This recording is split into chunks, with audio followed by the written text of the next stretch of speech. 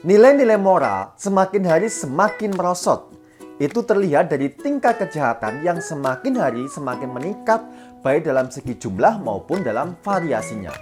Malahan yang melakukan tidak hanya orang dewasa saja, namun anak-anak yang masih remaja pun, dan bahkan anak-anak yang masih usia pubertas dan masih bersekolah juga melakukannya. Maka sebagai orang tua hendaknya sudah mengajarkan sedari dini pada anak-anak nilai-nilai moral, sehingga kelak jika dewasa anak akan terhindar dari melakukan praktek kejahatan. Bicara tentang nilai-nilai moral tidak sebatas hanya mengajar supaya anak jadi baik saja, namun lebih melatih supaya anak punya sifat peka dan empati dengan orang lain. Orang tua perlu mengajarkan pada anak bahwa setiap perbuatannya dilakukan membawa efek yang positif dan juga negatif terhadap orang lain. Maka bagaimana caranya orang tua bisa membantu anak untuk mempunyai nilai moral yang bagus? Sebelum saya lanjutkan tema ini, jangan lupa untuk like, share, komen, dan subscribe video ini ya ayah bunda. Terima kasih banyak. Caranya adalah dengan menggunakan metode cerita. Beberapa cerita dirancang secara khusus untuk secara spesifik membantu anak untuk paham perlunya bersikap baik. Malahan ada beberapa contoh cerita rakyat yang sangat terkenal yang bisa membantu anak untuk berlaku taat pada orang tuanya. Cerita rakyat Simalin Kundang misalnya yang mengisahkan tentang anak yang durhaka yang lupa sama orang tuanya. Orang tua bisa mengembangkan cerita rakyat Simalin Kundang ini dengan menjelaskan secara lebih detail nilai-nilai moralnya, seperti perlunya menjalin komunikasi secara rutin sehingga ada keterbukaan antara orang tua dan anak. Dan di sisi lainnya, orang tua juga bisa menjelaskan bahwa harta benda bukanlah hal yang paling penting dalam kehidupan ini.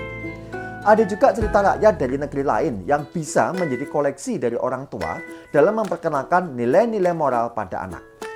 The Tortoise and the Hare atau kelinci dan kura-kura misalnya. Nilai-nilai moral yang terkandung dari cerita kelinci dan kura-kura ini adalah bahwa perlunya anak-anak punya sifat rendah hati dan tidak sombong. Selain itu juga belajar untuk punya sifat rajin dan tekun yang merupakan salah satu kunci supaya bisa sukses. Ya, melalui cerita rakyat atau juga cerita-cerita lainnya, orang tua bisa mengajarkan nilai-nilai moral pada anak. Gunakan daya nalar anak dengan mengajukan pertanyaan sederhana ketika membacakan cerita tersebut.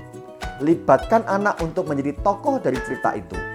Jika sudut pandang anak berbeda dengan yang diharapkan, jangan terlalu cepat mengambil kesimpulan bahwa anak memiliki pemikiran yang keliru.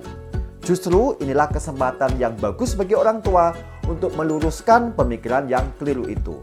Bisa jadi anak terpengaruh dengan apa yang dia lihat di lingkungan sekelilingnya.